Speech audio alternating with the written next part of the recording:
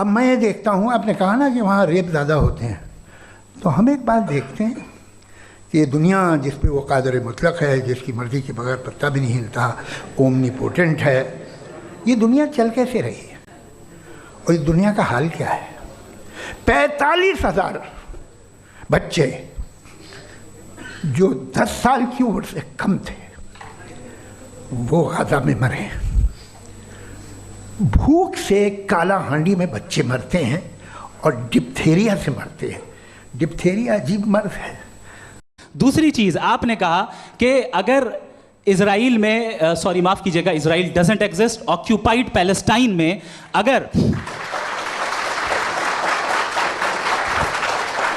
अगर occupied Palestine में बच्चों को मारा जा रहा है फ्री विल की वजह से और गॉड नहीं रोक रहा, ये कॉन्ट्रडिक्शन है। ये बताइए कि एक एग्जाम में एक बच्चा गलत आंसर लिख रहा है, सुनिए, एग्जामिनर चाहे तो रोक सकता है, क्यों नहीं रोक रहा है? ये कॉन्ट्रडिक्शन है, ये कॉन्ट्रडिक्शन नहीं है। माइक नहीं सर, ये आपस में जी, ये क्या आपका सवाल?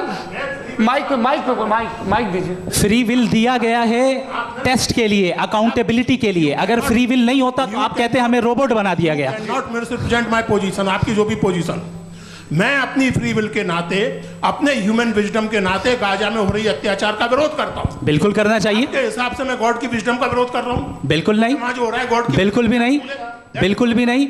उसका वहां पर गाजा में कत्ल होना ये इंसानों के गलत इस्तेमाल का नतीजा है, फ्री विल के इस्तेमाल का नतीजा है। गॉड इसका हुक्म नहीं देता, उससे रोकता है। यही तो मसला है ना, आपके लिए कॉन्सेप्ट क्लियर नहीं भाई।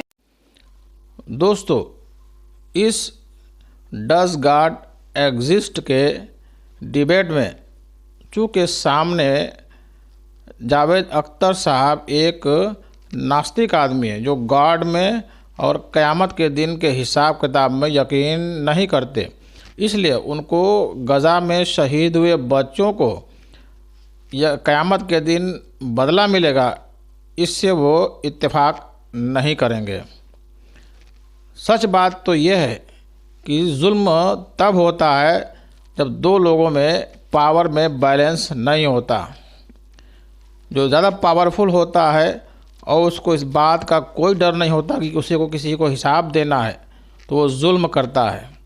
बदकिस्मती से गार्ड के मानने वालों को उनके ठेकेदारों ने सही से गार्ड का मैसेज नहीं पहुंचाया, इसलिए एक तबका बहुत कमज़ोर हो गया।